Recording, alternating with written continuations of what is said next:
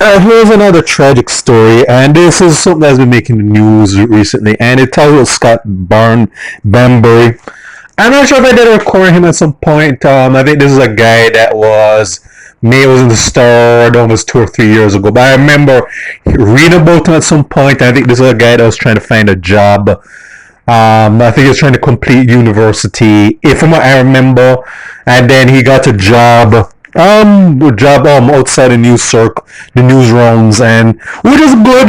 I think he was working at Kingston Wharves, and I think okay, things are looking up good for this brother. And then tragedy hit this week where I think he hit his head, and then he fell overboard while he was working on the ships, and then they were trying to find his body in the ocean, and then yeah, they did, but not alive.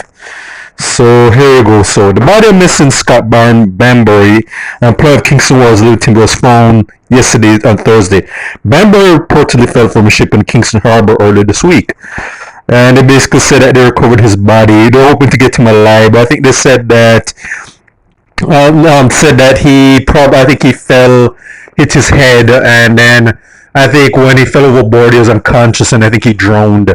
From what I'm reading, and I think they're going to launch an investigation to see if there were safety protocols that could have prevented this tragic accident, and which means that they was going to drag this out, and with likely nothing happening. I want to be optimistic, but there's likely a case where even if there were safety protocol violations, nobody's going to really get charged. Nothing will come out of it because the people at that company are going to be covering their asses if there was a safety breach, of course. It's just sad though. There's a brother like many Jamaicans who got opportunities. A guy, well, I'm hoping that he wasn't involved in anything bad, of course. That there's a guy that pretty much had some challenges trying to make something good of himself, and there's a guy that didn't really make the rounds as a criminal, or he didn't really fall to the mold of the athletes or entertainers. A guy that obviously was trying to make a good honest living himself. I think he has a wife and kids. I could be wrong. I think I heard somewhere he had a family to feed, and if that's the case, my condolences to his family, because I think his wife or girlfriend, whichever the case, is now without a partner, and they're going to be raising their children by herself. And like I said, and those kids are going to be growing up without their father. And yeah, you could say, hey, at least he didn't lose his life in a very in a violent manner, but a loss is a loss, unfortunately, regardless of the circumstances. But I would say it's just very sad reading about this. So this guy was a success story, and unfortunately, his success story got cut short by this. But prayers and condolences to his friends and family members.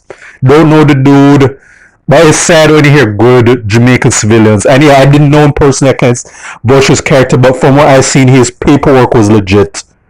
If you get the term what I mean. But rest in peace to this brother, and condolences to his those in his circle, because they're mourning right now, and hopefully they get closure. This is for State of Jamaica and the Caribbean. Check out my other YouTube pages, Miles Goods and Farron, Miles Productions, Real Thoughts and Miles. I bid you adieu.